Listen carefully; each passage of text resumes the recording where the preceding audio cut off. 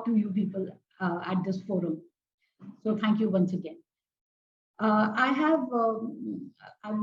If this was not virtual and if this was happening in the physical space, I would have probably prepared a presentation. But because I've not done that, as you said, we are all learning technology these days. So what I have done is just written down a few points, and I have kind of structured my talk in a progression, the way in which the book has been written. So I'll start with a little bit about myself first and how I came to write this book. So as you have mentioned, I am a journalist. I'm a career journalist, and I edit this monthly magazine on national security and defense called Force. So Islam has never been a subject of writing for me. Islam was my faith. However, in early 2000s, with the starting of the magazine Force and my interest in Kashmir issue, this global war on terrorism, which was underway at that time in Afghanistan and subsequently in Iraq, I found myself drawn to areas which had something or other to do with Islam. But because these were such politically driven issues, so religion was never center stage. Politics was always center stage. So though at the back of my mind, I knew these issues at some level, they do connect with Islam, but I was not focused on writing on Islam at that point. All this changed in 2014 with the kind of politics that was growing all around us, not only in India, but across the world, especially in Europe. So Islam was constantly being thrown in my face in all kind of writing that I was doing. The issues of Islamic radicalization, political Islam, they were all the issues of great concern to readers worldwide. A plethora of books had emerged in those years on terrorism, jihad, Islamic exclusivism, political Islam. So I was willy-nilly being pushed in this direction, trying to understand of these issues more and more. Then this Charlie Hebdo incident happened in France, and in 2015, and like most conscientious Muslims, I was also driven to publicly as I could, condemn it unequivocally. So on my Twitter, Facebook, everywhere, I wrote messages of condemnation about this mindless, senseless massacre that happened there. I wrote down personal emails to French people that I had known in the course of my work at Force. But despite doing all that, I knew somewhere that this unqualified denunciation didn't really address the issue as it was. And I remained troubled. I know historically all religions have been one of the motivating factors for crimes, grave crimes against humanity. I mean, religion has really done that in the past, starting with witch hunting, inquisitions. So I know religions have a background of, despite being peaceful or despite professing peace, of also inspiring people to carry out unimaginable levels of violence. But this was also the time that I started wondering that when the religion of Islam itself doesn't tell people to react in any way to insults or assaults on the character of the Prophet, why do people in a certain milieu, in a certain geographical or social location react differently? So that this sort of an inquiry led me to the French author Giles Capel's very interesting book, and this book came out in 2004. It was called The War for Muslim Minds, Islam and the West. And he mentioned in the book that the biggest Muslim community in Europe is the North African community, which were all former French colonies. And majority of them live in France. So I'm quoting from him now. I start the quote. He said, French officials fear that the social malaise felt by Muslims in the suburbs of major cities, living for most part in below standard housing projects and experiencing relatively high rates of unemployment, will be expressed as religious extremism, leading eventually to violence and terrorism. The French political model seeks to promote with varied success so far a policy of integration, individual by individual, that will lead to upward mobility among relevant populations, just as it has for the Republic's other citizens. This policy does not discriminate, either positively or negatively, for or against persons based on their religious affiliations. This book came out in 2004, but I read it in 2016. And I was reminded of this popular slogan that we have in India, Sabka Saath, Sabka Vikas. I wondered what makes governments so insular, so ignorant of the social realities of the countries that they seek to govern. How can a non-discriminatory policy help all citizens equally? I mean, obviously, some need more help than others. I'll just use a small example. If there are people who have fallen in a well and you want to rescue them, then and if they are at different levels of depth in that well, you need a different approach to pull them all out. I mean, you can't just lower a rope saying that I am being fair to everybody. Whoever can clutch onto this rope can come up. But somebody who's at a lower depth, you need to lower the rope further. So your length of the rope or your ameliorative measures must vary. Thereafter, I came across an article in the Guardian newspaper written by Hélène Orin, who was then the director of a museum on history of immigration in France. She wrote, for a long time, we wanted people from our colonies to come to France. We asked them to come here and use them in manufacturing, mining, textiles, and as soldiers who were excellent cannon fodder in our wars. We pillaged our colonies for human resources, and that was not positive. I'm recounting all this for a reason. During this course of my educating myself, I realized that extremism, even religious extremism, cannot be without a political context. It has to have some sort of a political context, some sort of imagined, real, or perceived unaddressed grievance, which causes this sort of extremist thinking, or pushes people to take such extreme measures. This realization that this unaddressed grievance, if it carries on for a long period, then the reaction it induces would be even more dangerous, even more volatile. So coming back to my story, as I started getting more clarity on the issues of extremism and how they are linked politically to people's imagined or real sense of marginalization, I was drawn increasingly to Islam as a subject.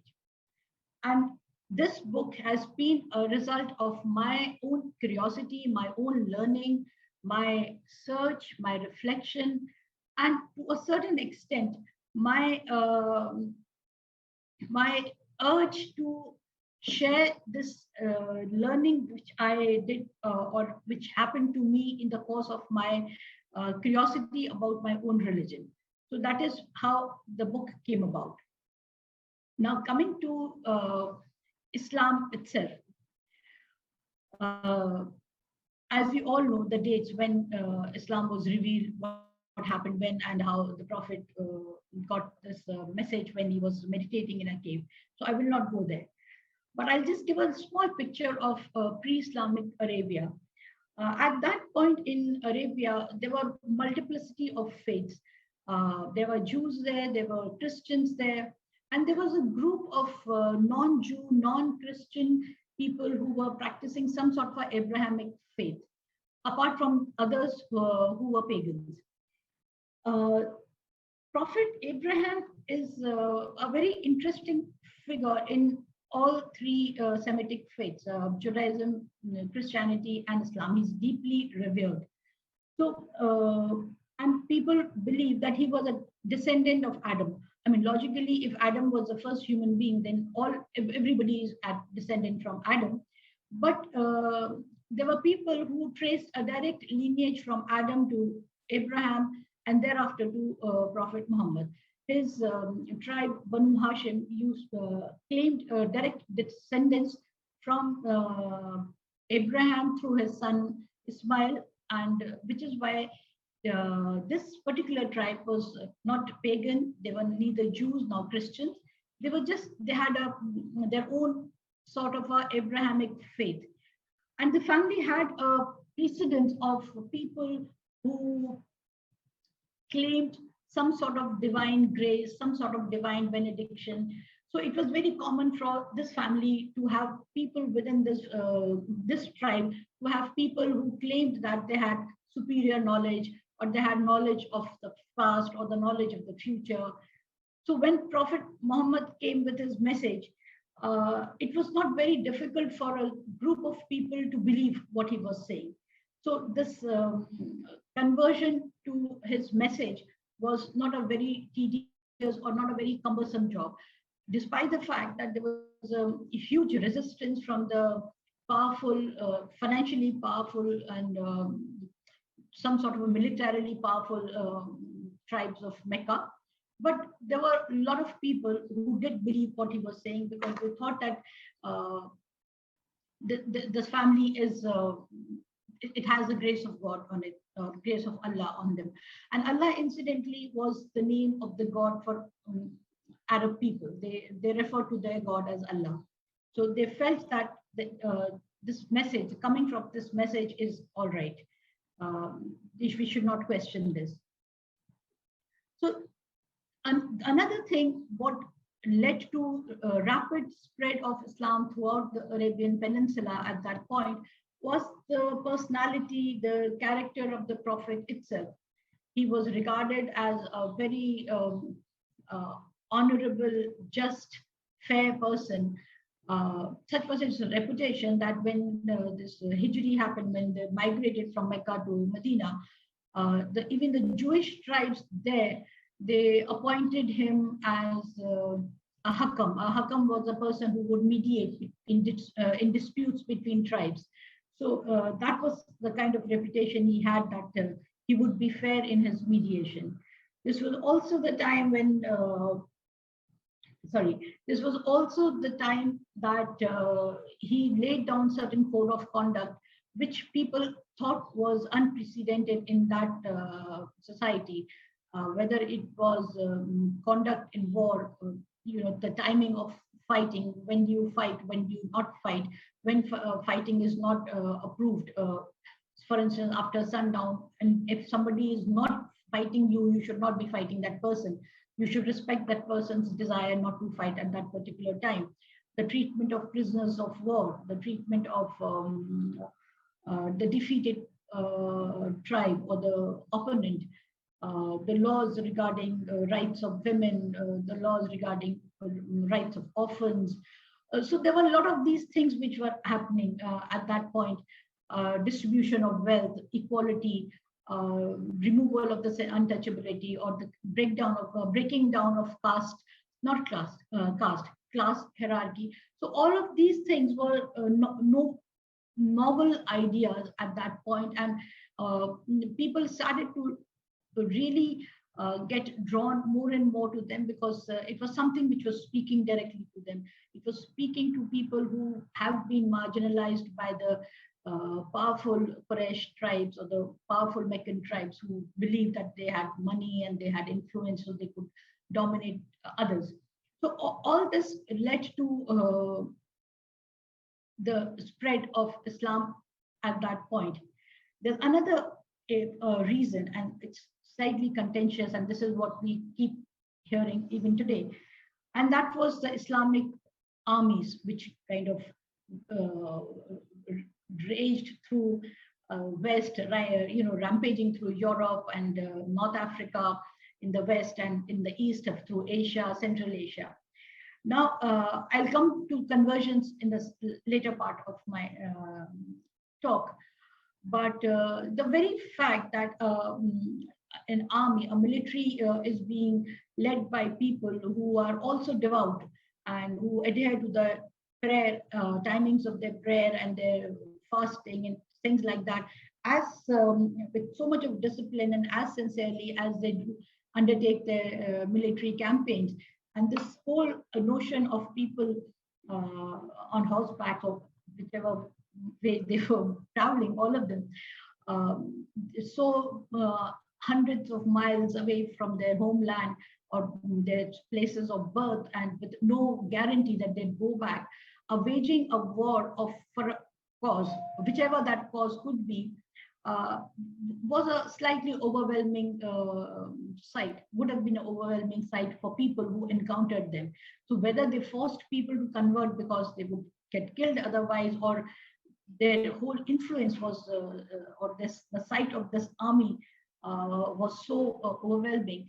So whichever way it happened, the fact is, immediately after the death, within the next 2 centuries, Islam had spread as far as Western Europe and Central Asia. So that was how rapidly it grew. Now, coming to India, the Indian connect with the Arabian Peninsula, it's a well-recorded historical fact. It predates Islam. There was a connect of trade. And we've also read this on school history books. But what I had not really applied myself to, and what I realized, that when you were trading with somebody, trade is a very serious matter. It is not just a matter of coming to a particular place and selling your wares or buying a particular thing and going away. It involves transaction of commodities, money. It involves a lot of trust. And because this trade was being done by sea route, so the people who were coming in from Arabia into the coastal Indian territories, and people who were going from India to this area, obviously they were traveling for long periods of time, and they would be staying in a particular place, whether Arabs were staying in India or Indians were staying in Arabia. This stay was prolonged. They would be spending months in each other's areas, and there would be a lot of interaction, not only at the level of trade, but also at the human in one-to-one level, because they would be talking to one another. Few things would be bought on credit, because obviously we didn't have a monetary system, the kind of monetary system we have now. So this sort of association of centuries had built a easy or a relationship of trust between the Arabs who were coming here and the Indians who were going there. And it was a two-way, okay, I'm jumping forward. So going in a chronological way. So when Islam came, the first Muslim traders who came, and they were traders. They were basically people who had come earlier also, but now in 636, when they came as Muslims. So when they came, and they suddenly, they were familiar people who we've seen before, and now they said, no, we are now following this particular religion. So obviously there was curiosity about what this religion is about. And this is how there was a very organic exchange of information, knowledge about the new religion. Some people liked it, some people didn't. Some people said, okay, we'll also try and do what you're doing. Let's see how it affects us, or how, if it helps us in a particular, in any manner. This was also the time when Indians were also going there, and they were familiar with what was happening in Arabia, and how the whole landscape was changing in Arabia. People were now following a different kind of a religion. So this exposure, this two-way exposure, is the first wave of conversions to Islam in the coastal belt of India. Not only the Malabar belt, but right up to the Gujarat, the coastal Gujarat, the state of Gujarat. And as I mentioned, this was a two-way traffic, and a lot of Indians who were working there, one of the earliest example or evidence that I found was in this group of people called Hussaini Brahmins. Now, these Hussaini Brahmins were Brahmins from the area adjunct Punjab and parts of southern parts of Kashmir, and these were the people who were present in Iraq during the Battle of Karbala. And the head of the family was a person called Rajab Dutt, who was a great friend and associate of Prophet Muhammad's grandson, Imam Hussain. So the history of this community of these Hussaini Brahmins says that these people were present at the Battle of Karbala, and they were helping, they were assisting this ragtag bunch of followers of Imam Hussain. And a few of these Hussaini Brahmins were also killed in this battle. And this head of the family, he managed to survive, and he came to India. And he came to India with a strand of Prophet Muhammad's hair, which was in possession of Imam Hussain. Before he was martyred, Rajab Dutt managed to get it from him, and he brought it to India. And he when he arrived in India, he landed in Srinagar, and this is what is referred to as Boye Muqaddas is now there in this Dargah Hazrat Bal in Srinagar. So this was brought to India by Hussaini Brahmins who were present in Iraq during this Battle of Karbala. So this communication, obviously these people, the reason they are also called Hussaini Brahmins is because they are not only for their love for Imam Hussain, but even today they observe the Battle of Karbala, or they observe the month of Muharram with as much sanctity as Muslims do. I mean, they're practicing Hindus, but they observe this month of Muharram with a lot of fervor and sanctity. They mourn it the way Muslims would mourn the martyrdom of Imam Hussain. So that is a bit of a history of how this relationship between India and Arabia was very organic in manner. Then the second wave of this Islam's coming into India was through conquests. And the earliest person we know who came to India as a conqueror was Muhammad bin Qasim, who came sometimes in the early 7th century. And sorry, 8th century, early 8th century. And his expedition was in Sindh, where he came and he defeated the army of King Dahir there, and there was a lot of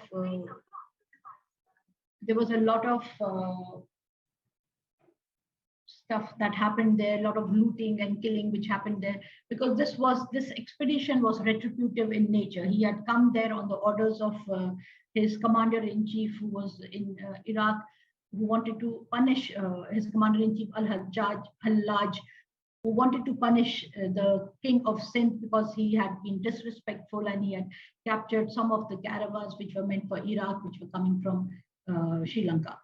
So because this was a punishment, the expedition was meant for punishment, so there was a lot of widespread killing and destruction of territory infrastructure in Sindh. So this and this opened the way for this land route for the people, for outsiders to come into India, the Muslims.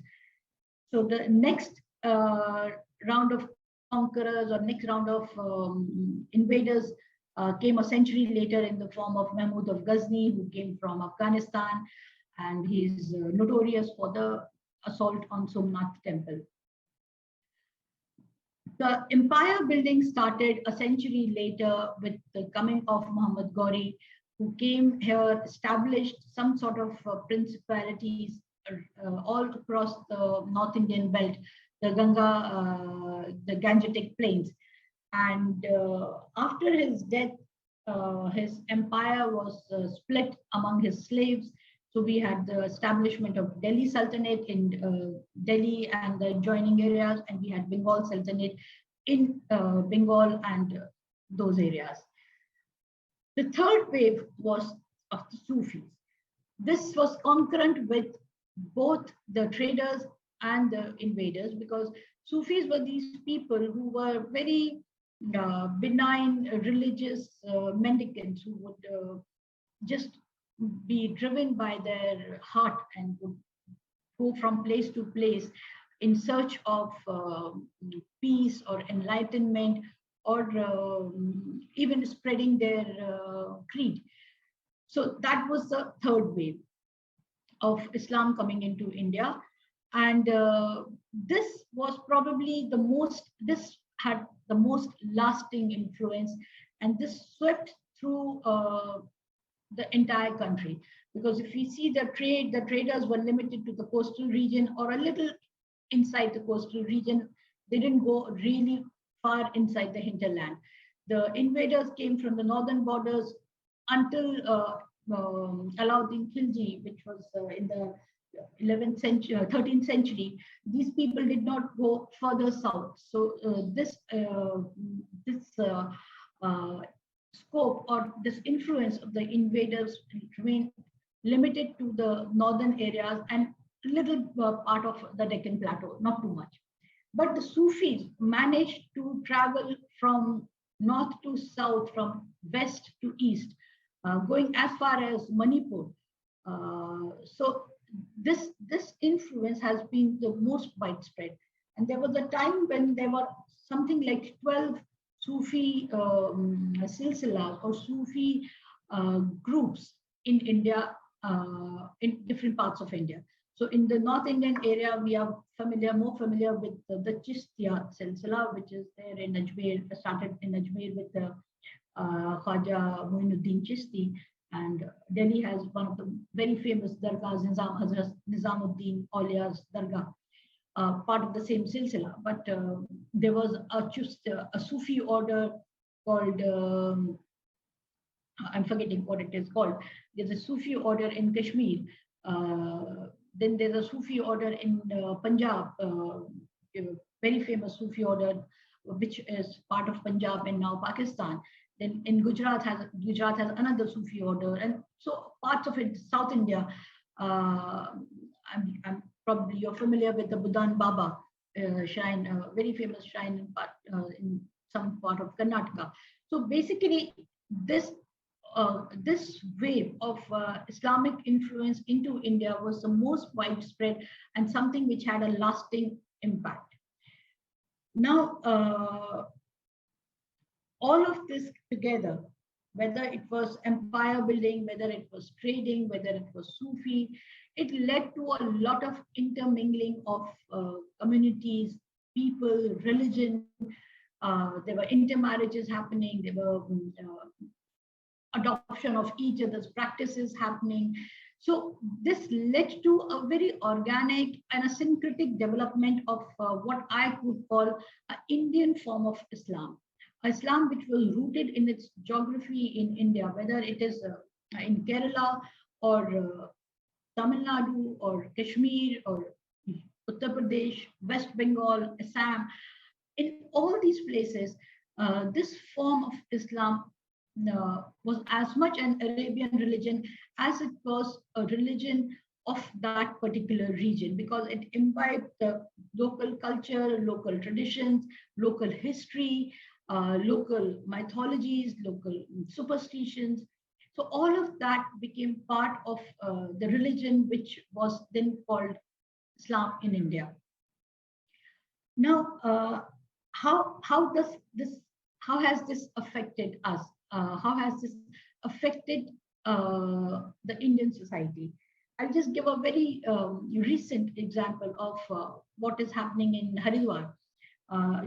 As you know, this Kumbh Mela is going on in Haridwar. I mean, it has now been curtailed, but until yesterday, this Kumbh Mela was going on, and they have a thing called Shahi Snan.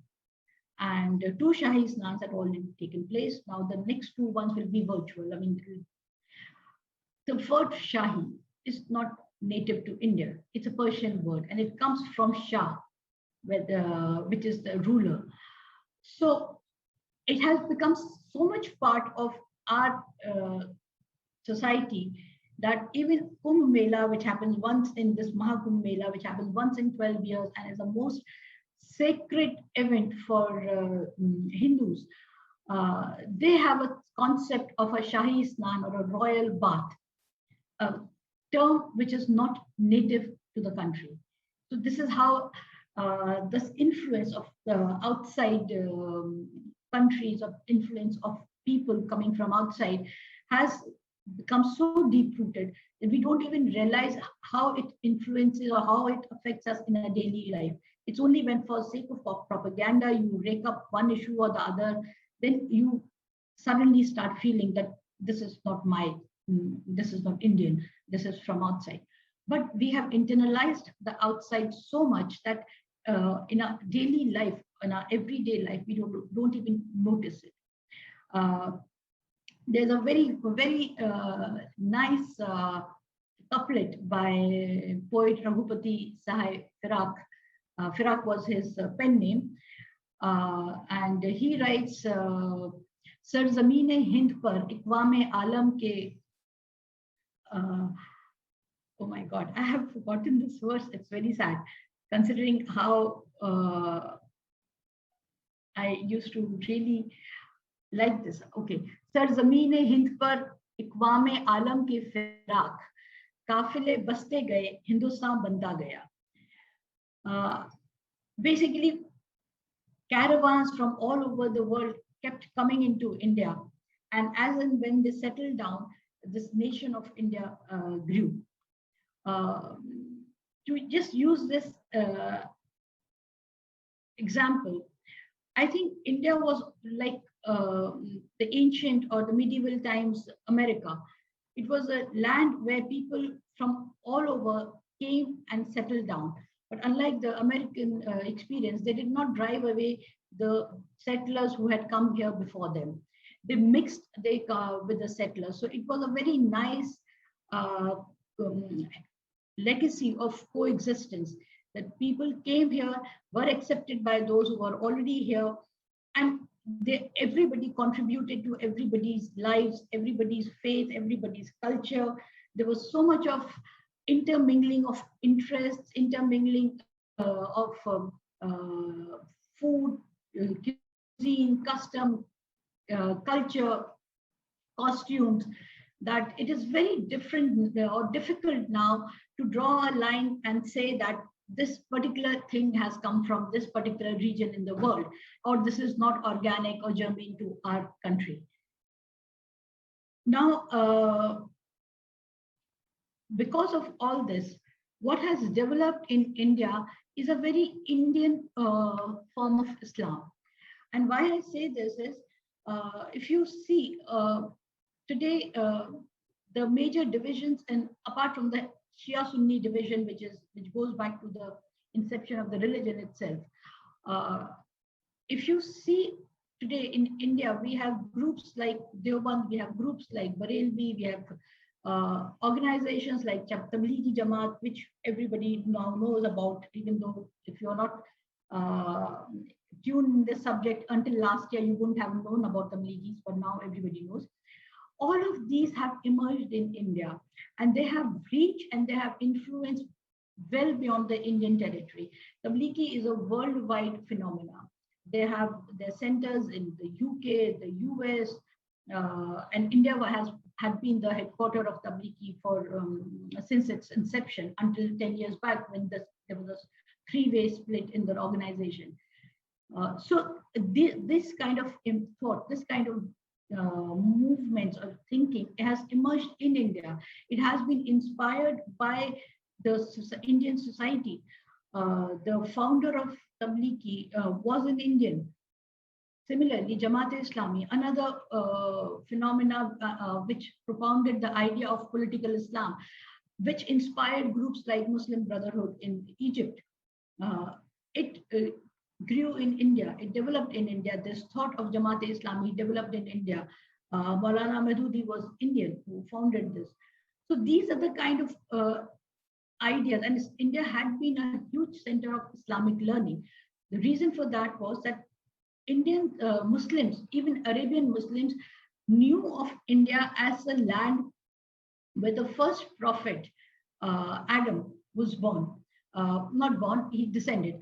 According to the Islamic history, when Adam was banished from paradise and he landed up on earth, so the place where he landed was in South Asia.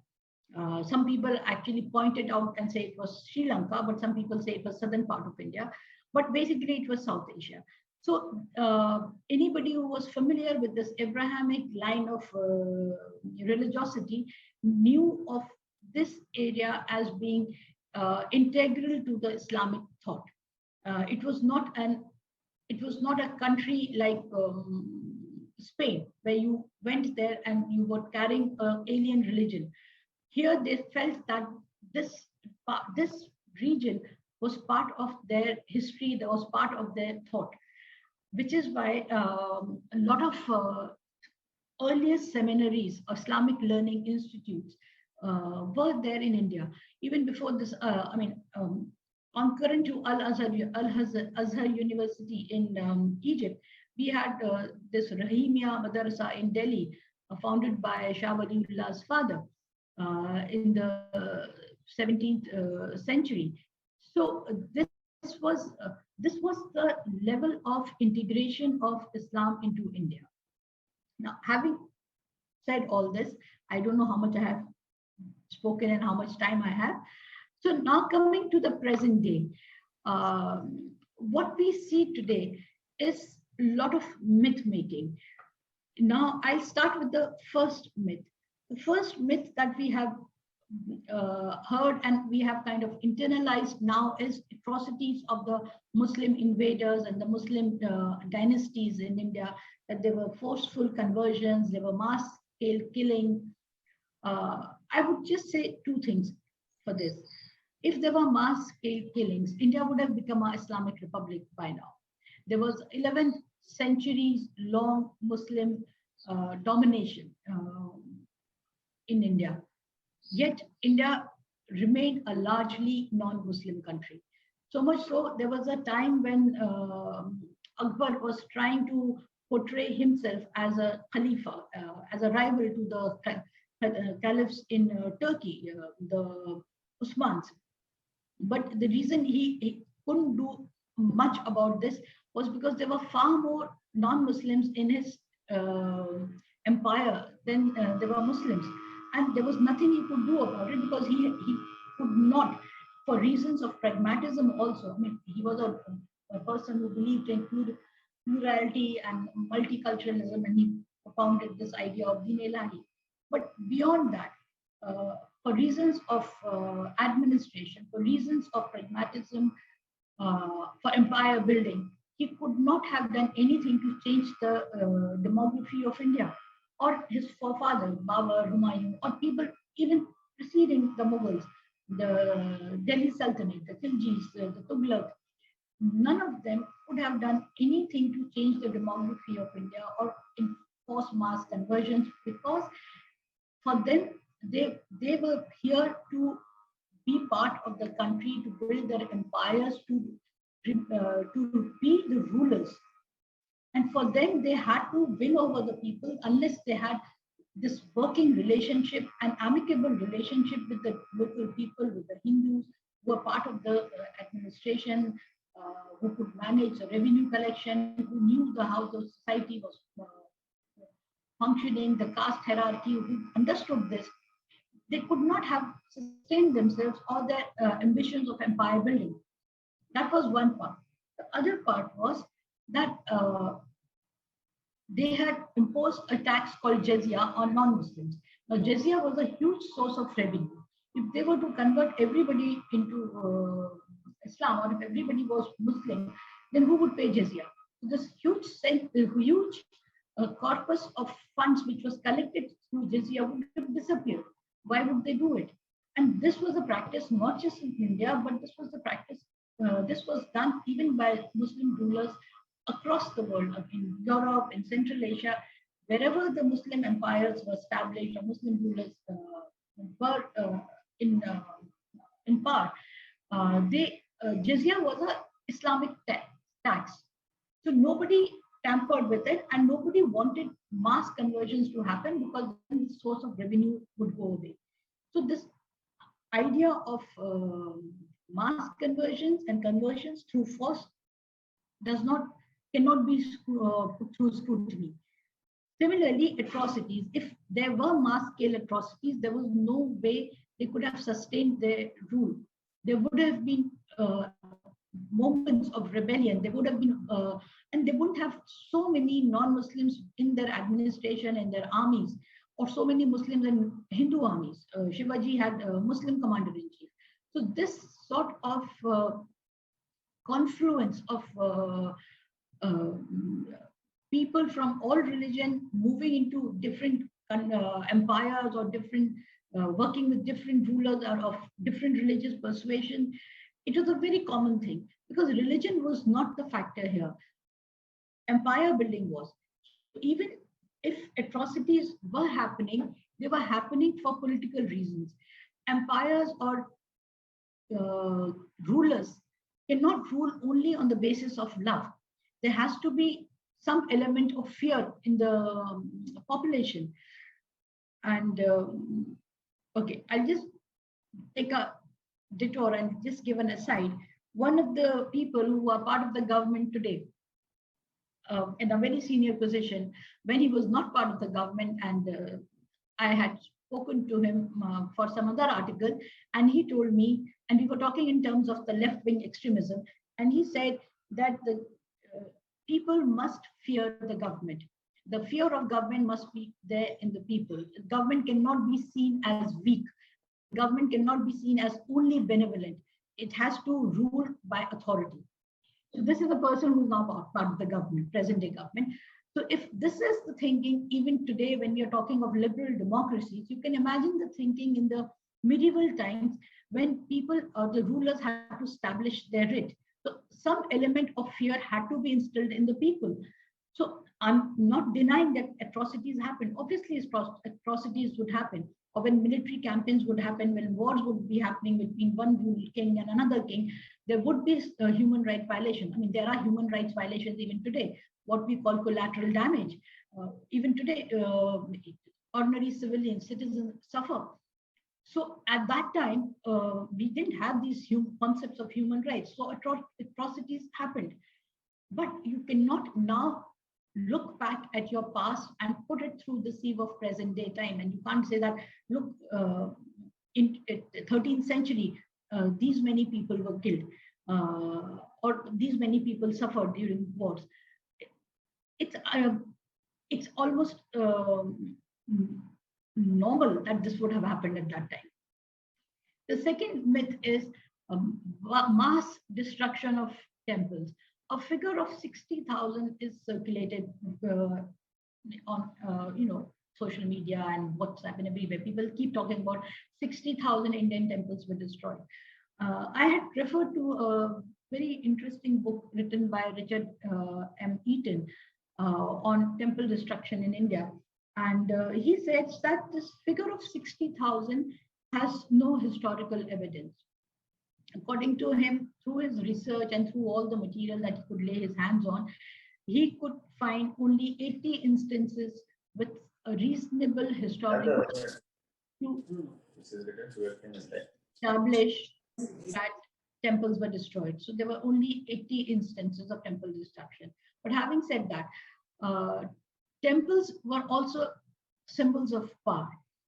So, and in India, it's not just the Muslim rulers who were doing it, even non-Muslim rulers, even Hindu rulers, when they invaded another territory, the temple, which was symbolic of the power of that particular ruler or of the defeated king, would be destroyed, or the idol stolen from there to humiliate the defeated king and taken away by the victor king. So this was a practice which was pretty common in medieval India. So when the Muslim invaders came, or Muslim rulers came, they followed the similar practice. So in places where they had amenable population, They were extremely respectful towards those temples. They used to give huge grants to those temples, even organize the yatras.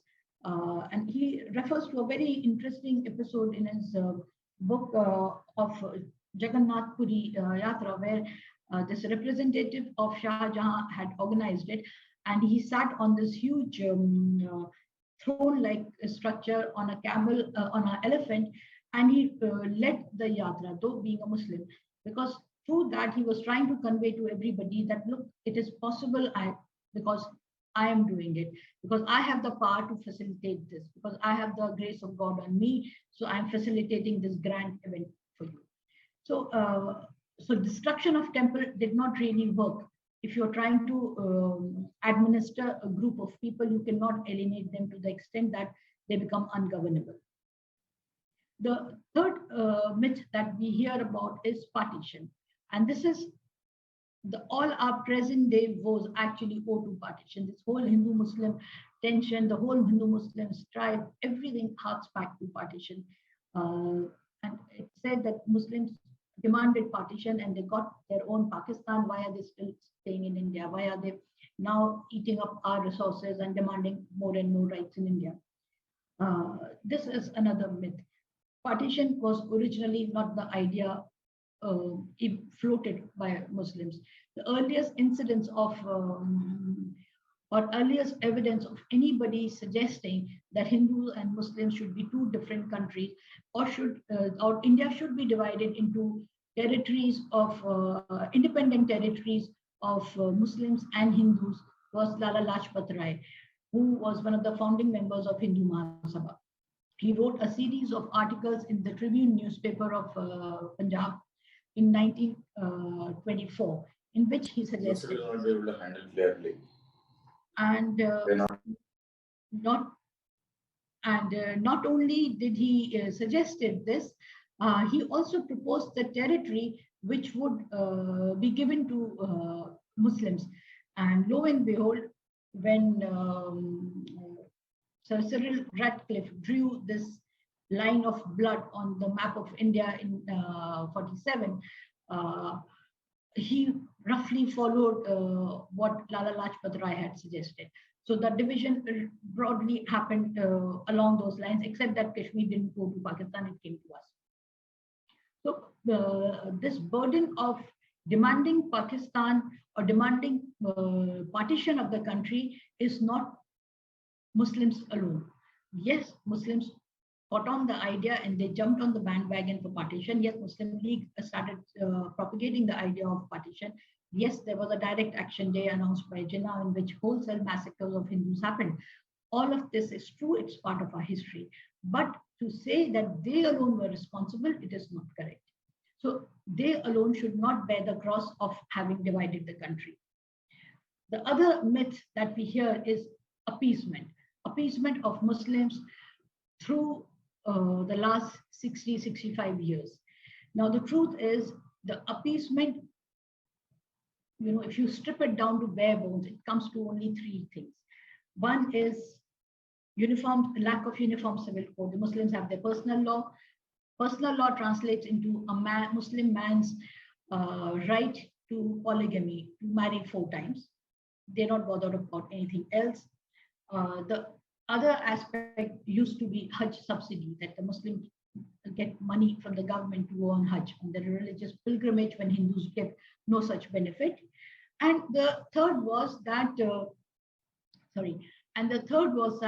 they have, because Manmohan Singh, Prime Minister Manmohan Singh said that Muslims have the first right on national resources. He said it after Sachar Committee report. But even before he said this, the perception was that Muslims do get the first right on all resources. They get all government benefits, which is not true.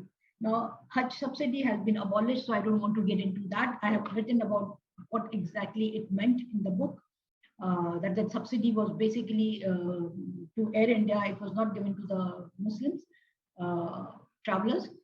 The Uniform Civil Code. Now, this is a very strange thing. How the absence of Uniform Civil Code affects the Muslims. To my mind, there's only one way it affects the Muslims, and that is in the law of divorce. Muslim women get no compensation upon divorce, except for that period, 40-day period of iddat, where they sit or they isolate themselves after divorce. And the husband is who has divorced the wife is supposed to pay a certain amount of money for that duration, after which he has no liabilities towards his divorced wife. The divorced wife is independent. She can do whatever she wants. She can get married again. So she gets nothing. Unlike other women who now under the civil law, they have rights to their husband's property. Now they also have right to their ancestral wealth of the husband. Certain percentage they have right to. So this is the only aspect of Muslim personal law which really affects the Muslims. Now, because this affects the Muslims and it affects the Muslim women, I would reckon that this demand for uniform civil code should come from Muslim women. If it doesn't come from Muslim women, then this cannot go far. If the Hindu right wing keeps shouting that we need uniform civil code, and if the feminists keep saying that we need a uniform civil code, it will not be accepted by the Muslims because they are the worst affected party. Any law which is forced from top will not be accepted. It will lead to widespread protests, which is okay, but it will lead to also non-observance of this law. It's just this question of that Muslims will not then talk about it. They'll just keep this below the radar. So the point is, within the Islamic law, there are a lot of features by which it empowers a woman. Divorce and destitution upon divorce is not the only reason a Muslim woman is in a precarious or a bad state. As Sachar committee has noted, a Muslim woman is the last one to enter educational space and the first one to exit the educational institution. Whenever there's a problem, the woman is first pulled out from school, and she is the last person to enter a workspace for various social and historic reasons. I'll come to that a little later. So the Uniform Civil Code, but when the Hindu right wing talks of UCC, they are not talking about the right of women. The rights of women they managed to do through criminalization of triple talaq. They are only bothered about polygamy among Muslim men, but as our various census have shown, polygamy among Muslim men is notional. No Muslim man can afford to have multiple wives for the simple reason they are not so well off. And when they have the option of divorcing their wife immediately and quickly, why would they have the burden of one or more wives? I mean, more than one wife. They can divorce one wife, marry again, divorce her, marry again. I mean, why can't they do it? If their personal law allows them to divorce the wife at will. So it makes no sense. And in any case, our census shows that the incidence of polygamy among Muslims is in fact lower than upper caste Hindus. So UCC is basically another stick to beat the Muslims with. Another myth that we hear about is love jihad. And in the last 6-7 years, from a joke, love jihad has become really a matter of national threat, concern. People are talking about love jihad as an international conspiracy to convert India or transform India into a Muslim majority country, that Hindus are in danger now because their women are in danger. The truth, and it is true, more Muslim men marry non-Muslim women. And again, this is a factor which I had alluded to earlier. When there are fewer Muslim women in public spaces, in educational institutions, in workplaces, where do they have access to meet non-Muslim men? Where do they interact with non-Muslim men for Muslim women to fall in love with them, or non-Muslim men to fall in love with Muslim women? So obviously, if they're not meeting one another, they're hardly likely to marry one another. So there is more incidence of Muslim men marrying non-Muslim women than the opposite. But the truth is, even this number of inter-community marriage is minuscule. In India, and thankfully, there are so many inter-community marriages, whether it's Hindu or Muslim, or Christian and Hindu, or Muslim and Christian, or Sikh and Muslim. I mean, it's wonderful. And this is something we should cherish. We should be proud of that. This is what we are as a nation, that we have the capacity to look beyond religious differences. Instead of beating this drums of love jihad and international conspiracy of terrorism. So that's another thing, which brings me to terrorism itself. Now, one of the things which we have heard, and which is what I started my talk with, is terrorism. So it's appropriate that I end with terrorism. We have heard now since the last 2 or more decades that India has a serious threat of Islamic terrorism. The truth is, India has no threat of Islamic terrorism. To be honest, India faces no threat of any kind of terrorism. What we have in Kashmir is an insurgency. What we face in the northeastern area, northeastern states was an insurgency, which has largely been crushed except for areas of Nagaland and Manipur.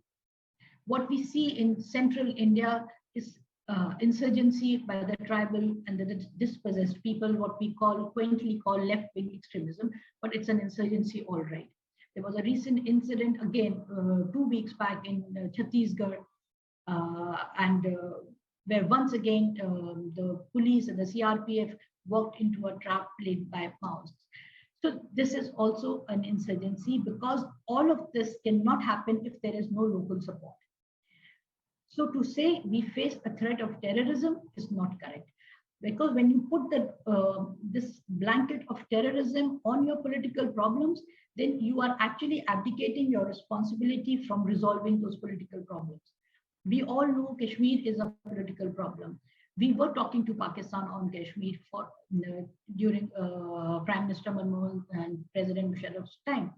So much so that in 2007, we were very close to actually reaching an agreement. One of the interlocutors, had given an interview to Hindustan Times, and he said everything was finalized. We were just about to cross the T's and dots the I's when things unraveled, and a lot of other things happened. Musharraf lost credibility, he lost power, and then elections were happening and various things were happening. So that didn't happen.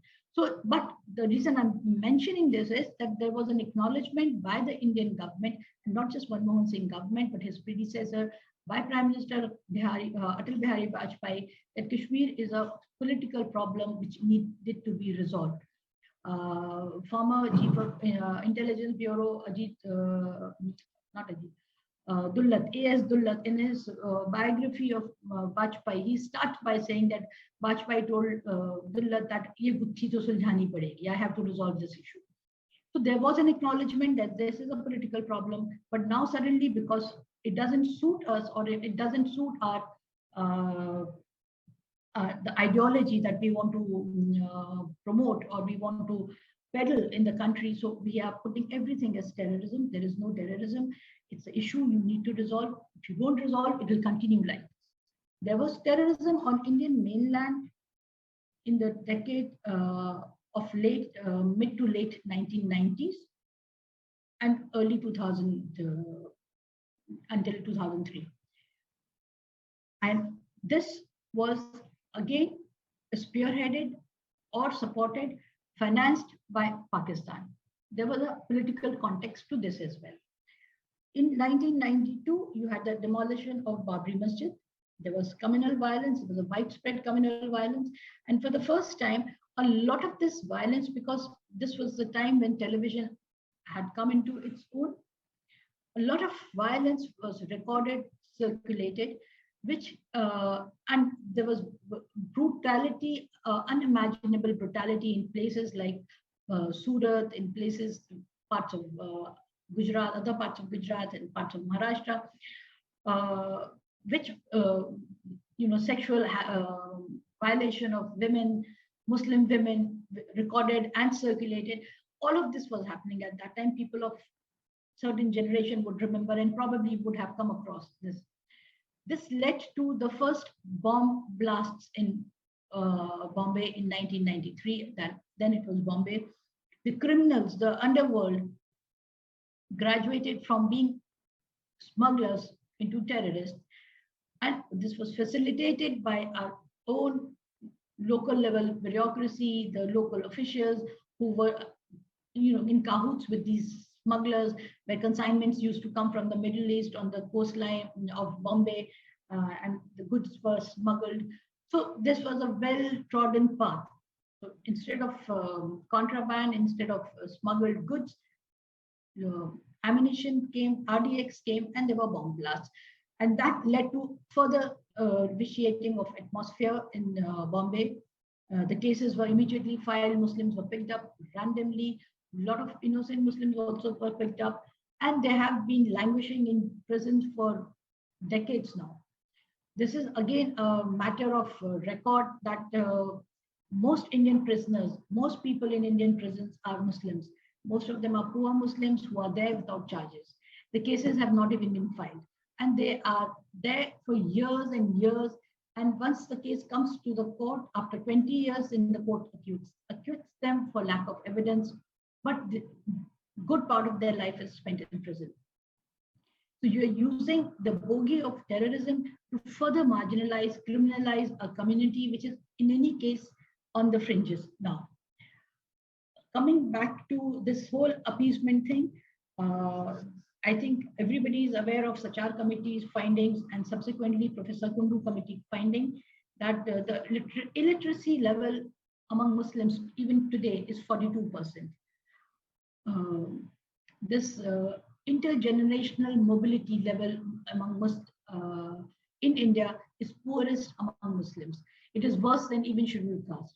So a Muslim child, the prospects of a Muslim child doing better than her or his father are worse than even a scheduled caste or a scheduled tribe person today. That is the level of appeasement that we are talking about. So with all this put together, and then you have instance of communal violence. Earlier we had violence which were located in a particular area at one point, let's say violence in Meerut, and other areas were not affected by it. So people in Meerut lived through that violence, were frightened, were scared. For that particular duration, curfew was imposed, and then things went back to normal. What we are facing now is a sustained level of discord, a sustained level of hatred and vitiation of atmosphere, pervasive fear now, which was not the case before.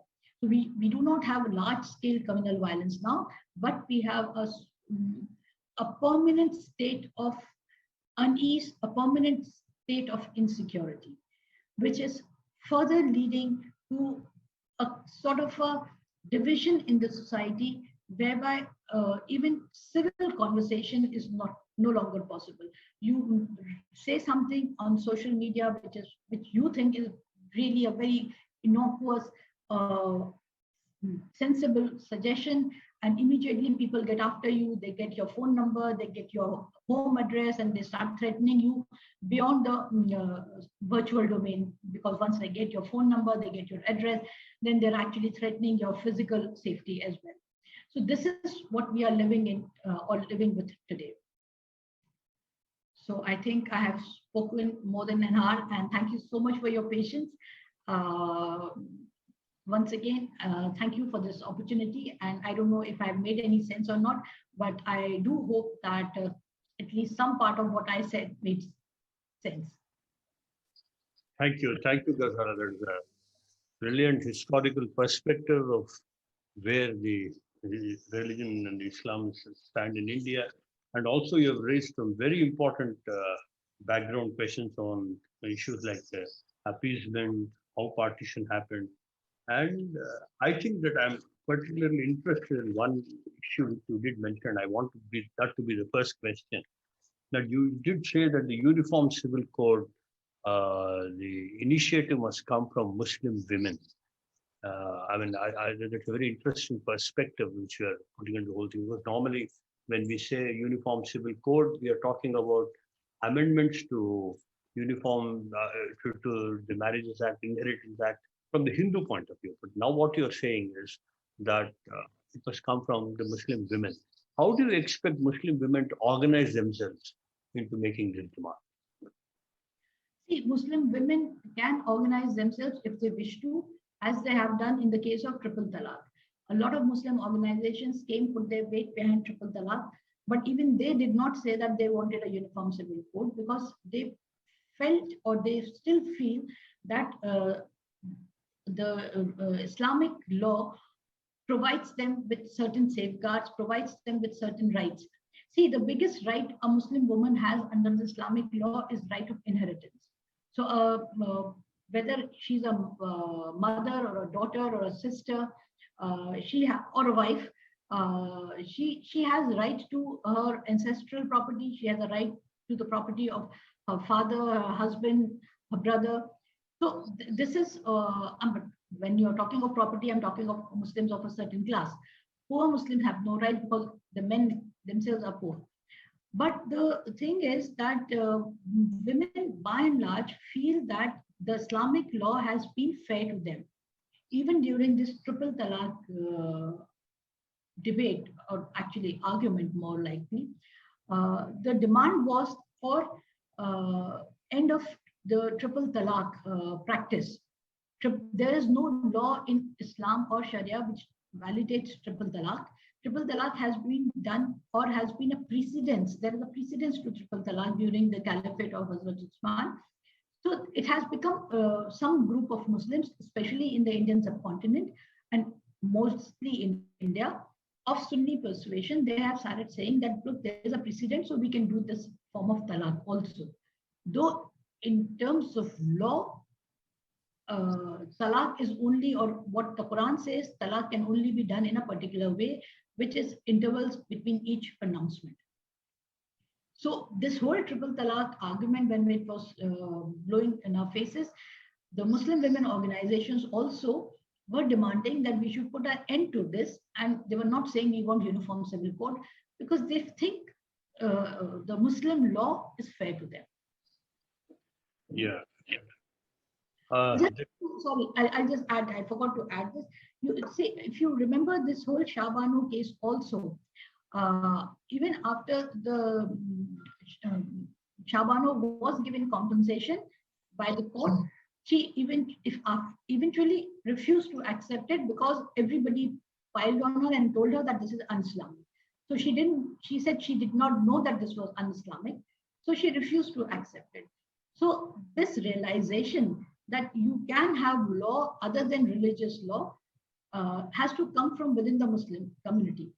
I personally feel world over, Muslims are allowed to practice their personal law in respect to marriage, divorce, and inheritance. Because this is a very personal matter, it doesn't impinge upon the national life at all. So even in the West, you have some semblance of a Sharia run code, or what we have in India called a Darul Qaza, which is not really a Sharia run code, but a Muslim family code.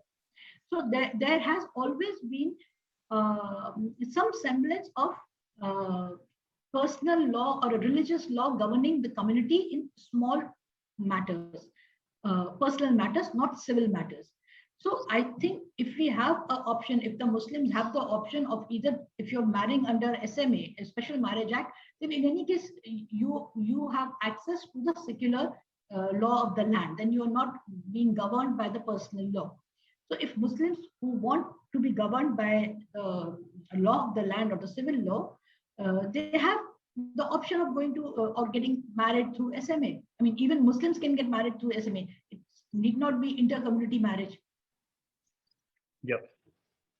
Actually, I always believe that one of the things which you also mentioned in your speech is that one of the things which we celebrate is our diversity. And one way to celebrate diversity is to have different personal laws.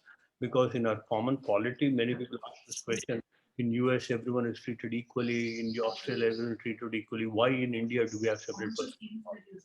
And I think that we should be proud that we are able to handle personal laws within the overall Indian structure.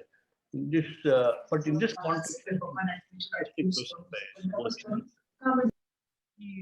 he's talking about basically the linguistic minority. I mean, that's what I think. Can you say more about Islam in Kerala and the rest of South India? That was entirely trade-based. And are there any strong differences with North India? The biggest difference, I'm not very familiar because I have actually not traveled in Kerala much. I have the southernmost part that I have been to is Karnataka and Andhra, and a few parts of Tamil Nadu. Unfortunately, I have not been to Kerala. But what I understand is that the influence of Islam in Kerala was largely from Arabia, unlike the other parts where some were Arabian influences and some were Persian influences. So the Islam which the people from Kerala follow is hugely Arab influenced. That is one part. This is also their practice is more, they are more devout as compared, you find a lot of modern, so-called modern Muslims in other parts of India. But in Kerala, they are modern in terms of modern education, their access to education, they are better qualified. But in religious practices, they're extremely conservative. They would not miss their prayer, they would not miss their fast at all. And you'll find women always wearing this, the full headscarf, and which a lot of other people are also, other Muslims are also wearing now in other parts of India. But this is more dominant in Kerala. This has influenced their eating habits, which are again very Arab inspired. It has influenced their language. Again, they are more familiar with Arabic than they're familiar with Urdu or Persian. I mean, apart from Malayali. I have come across few people from Kerala who are so well versed with Arabic. I mean, they use Arabic as a language to communicate also, because probably they learned it as a language and not just a means of reading the Quran. So I think that is one major difference from North India. In North India, we have had a huge influence of outsiders, especially of Afghan and Persian and Turkish persuasions. So what we follow, what we talk, or the kind of poetry or the music that evolved here has been influenced by these areas. So our religion is also, which is why you see this difference. Everybody keeps talking about Ramadan. So in Kerala, they always did say Ramadan. They did not say Ramzan, but in North India, we always said Ramzan. And now suddenly we are discovering Ramadan. So I think the difference is more cultural and more historic than anything else. So which will to the question of the book which you wrote on being born a Muslim in India. So shouldn't it have been being born a Muslim in North India? Or being... Yes, it could be. But the thing is, because I have spoken about other parts of India also. I've spoken extensively about the Northeast India. So then it should have been born in North India and talking about Northeast India and West India and parts of South India. It would have been very complicated. Yeah. There's another question here on the what is the position of Indian Muslims in the eyes of the international Muslim community? Are they a homogeneous group, or how are they viewed? Because when you read a Pakistani newspaper, they talk about Indian Muslims. And I think that is a very narrow view. Indian Muslims are not viewed as a homogeneous group anyway, because see, the languages are different. When a Bengali Muslim goes anywhere, or let's say when they go for Hajj, they're viewed as a Bengali. Whether they're coming from Bangladesh or they're coming from West Bengal, they're Bengalis. or when a Gujarati or a Punjabi Muslim goes, so whether it's Punjab of Pakistan or Punjab, though we don't have too many Punjabi Muslims in India, but we still have a few. So they're viewed as a group of Punjabis. So this, I don't think it's fair to say that one, we are not Indian Muslims are not monolith, and they're not viewed as a homogeneous community. For Pakistan, it helps them for the simple reason then they can put everybody in one bracket as Indian Muslim. And in any case, they have no experience of South Indian Muslims. They have no experience or exposure to South India at all in terms of food, in terms of movies, in traditions, anything, clothes. Yeah. Which brings me to the point, but having said that, there's a question here which I can attach to what you just said. Though there are each linguistic places have different practices of Muslims, but across India, Muslim women are not allowed to visit dargahs. So the cultural that is not correct. That is not correct. Not correct. There are a lot of places. No, that's not correct. There are a lot of places. For instance, the Haji Ali Dargah in Bombay used to allow Muslim women until recently. There was a huge issue about it. Somebody had passed an order that women will not be allowed, and then women had staged some protest, and they said, "No, no, we want to go there."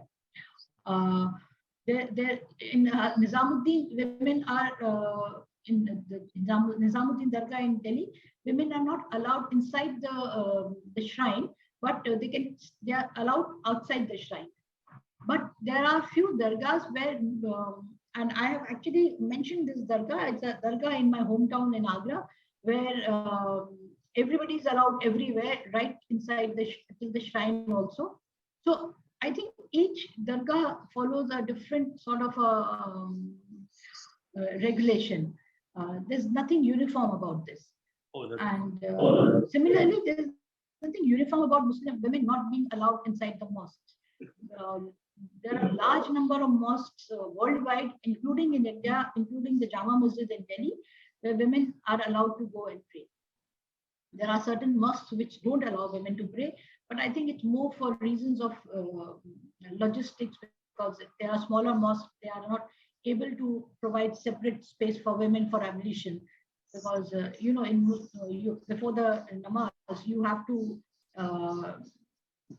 do this, you have to clean yourself. So there are areas for reasons of that that they don't allow ablution. Another question here which is coming up is there whether the pop, I wouldn't know whether it's a myth or not, but there is an impression that there is a political investment in keeping the Muslims backward by the Muslim leadership itself. Is it true? And do you see that happening, or is it just a coincidence? No, I think this is not true at all. I'm sorry. I don't think this is true at all. The Muslim leadership itself is very impoverished. So to say that they are doing this deliberately is not correct. The reason Muslims are impoverished, there are actually there are three reasons. One is a historic reason, and it has to do with religion itself. Sometimes in the 12th century, this idea developed amongst Muslims, and it was largely because of the then dynasty, which was very influential at that time, Seljuk dynasty, and they started propounding the theory that Islam doesn't require Muslims to study. Islam doesn't require Muslims to pursue non-Islamic education. So they established this Nizamiya group of madrasas, and because it was a dynasty, they were powerful people. So this spread very rapidly. This group of madrasas spread rapidly, and they were then became the primary thinking among Muslims. The examples they used was of the Prophet himself, that he was a non-literate person, he could not read or write, but see, God's grace was on him and he became the prophet. So Allah itself says, Allah says that only this kind of education, this kind of learning is necessary to see through this life and secure your afterlife. Any other education is not required. So once this thinking developed and this thinking became deep rooted, a lot of Muslims, even those who had means to pursue secular education, started to kind of veer away from education. So this has had a cascading impact on their intellectual growth. See, intellect doesn't grow overnight. You suddenly do not become an intellectual because you read 2 books. It's a process, and it's a lot to do with your genes, a lot to do with your family background, what kind of liberties you had to question, to read, to reflect. So it's a combination of all these things. So when this thinking, when this cap was put on the Muslims' head that you no longer will think, you will just memorize the Quran and you will just follow the religion as you are told to do, it led to stunting of their intellectual capacity. So over the years, over the centuries, worldwide, Muslims became more and more unintellectual. They just, for want of a better word. So the Muslim clergy also, the level or the ratio of really well qualified Muslim ulema is very small as compared to semi-literate Muslim clergy. And because specific to India, after 1857 and after the collapse of the Mughal Empire, I mean, the notional Mughal Empire at that time, the clergy was the people, the ulama were the people who came to the forefront. They became the leader of the people because they survived the wholesale killings by the British, and they organized the people. They started imparting religious education to the people. So it was assumed that people would look up to them as leaders. So willy-nilly, they became the leaders of the Muslim community with whatever resources they had, intellectual resources they had. So over even after independence, when political parties grew in India, it was somehow assumed that Muslims will be represented by the religious people among them. So I think all this has had this impact and has led to this thinking that Muslims are only led by religious people. They do not have secular leadership, and because they're led by religious leaders, it serves their interest that they remain illiterate, they remain impoverished. Actually, the religious people, they don't even think in terms of their interest in keeping people illiterate and impoverished. They only think that this is the right way. This is what the Islam teaches them, that they have to only do religious education and nothing else. The treatment of Muslims in media is another question we have here. Is there a negative influence of the depiction of Islam in Bollywood on the general population in India, the way perceptions are framed? See, in Bollywood, in the last few years, there is a deliberately negative portrayal of Muslims.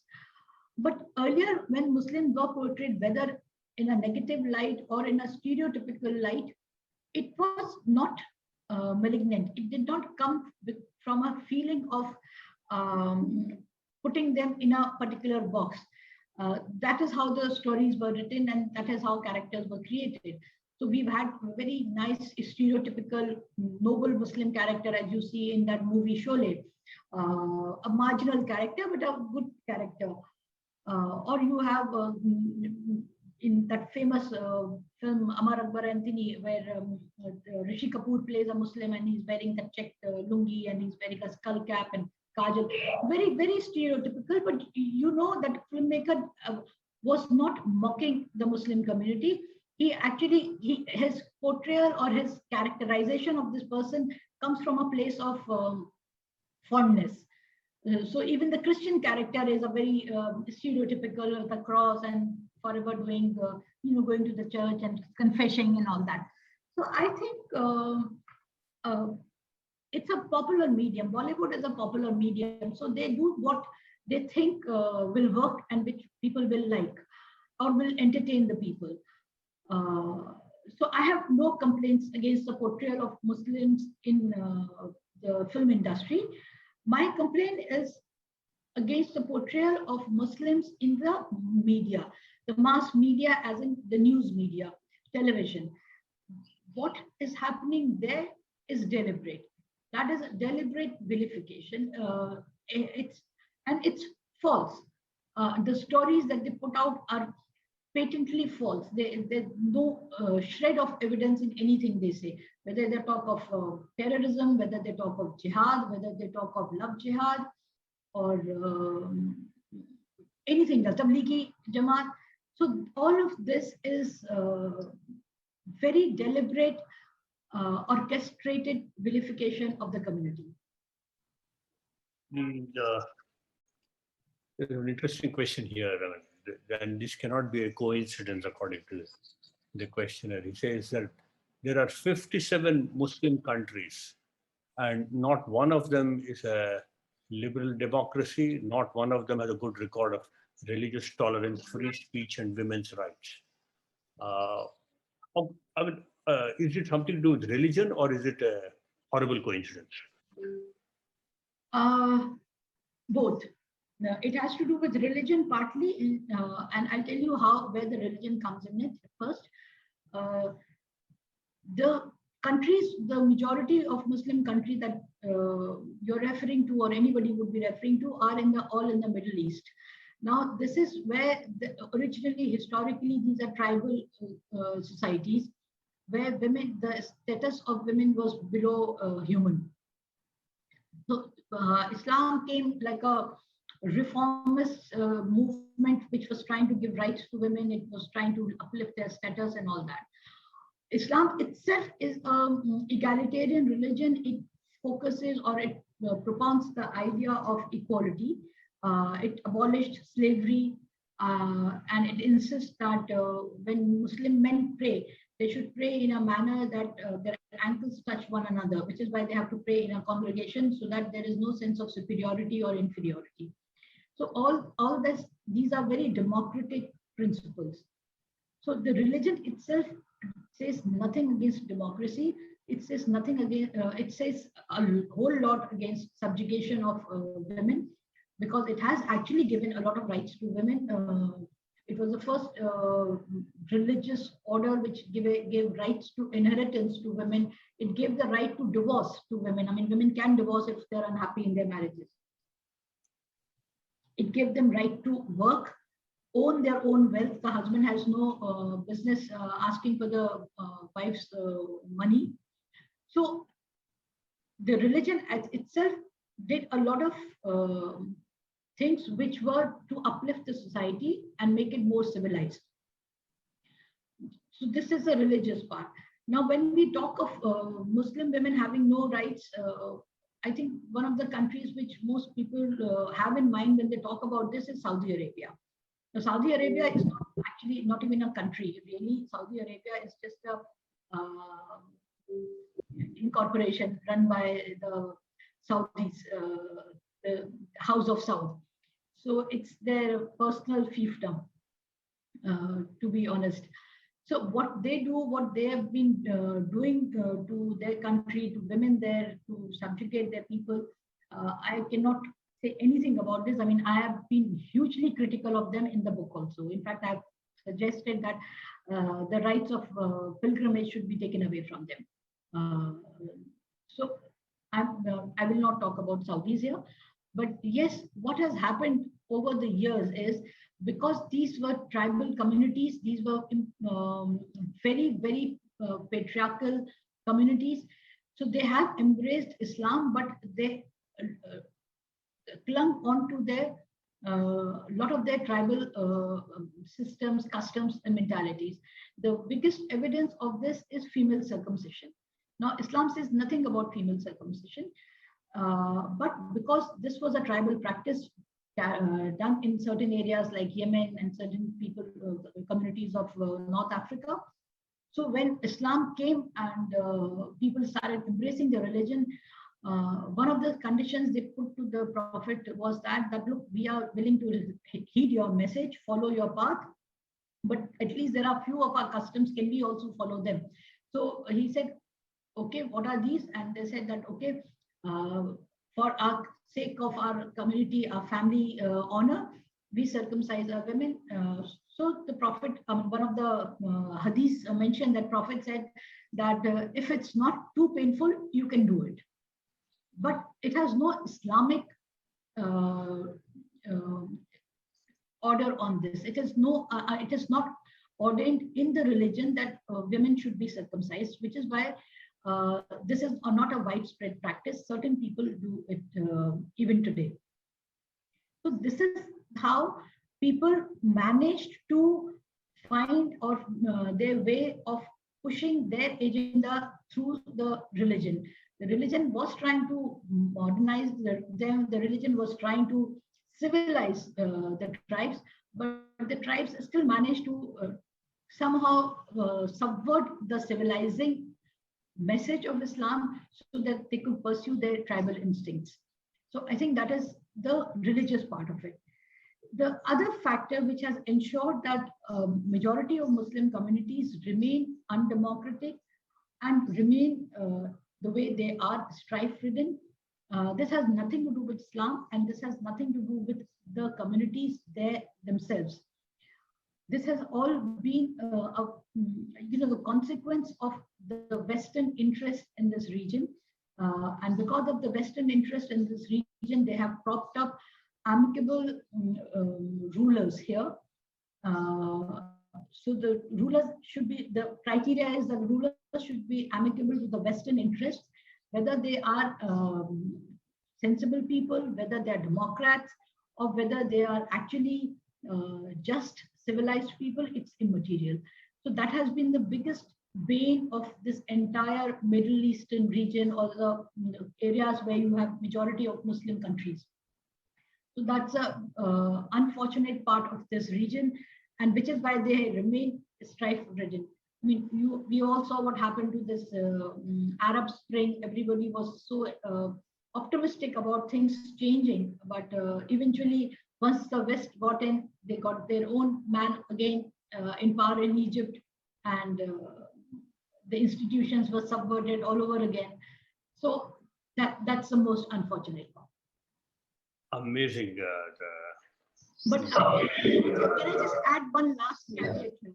But what I find most fascinating is that when I talk about Muslims in India, or when I talk about how Muslims are suffering in India, a lot of people immediately draw the example of Muslims in Middle East or Muslims in other parts of the world.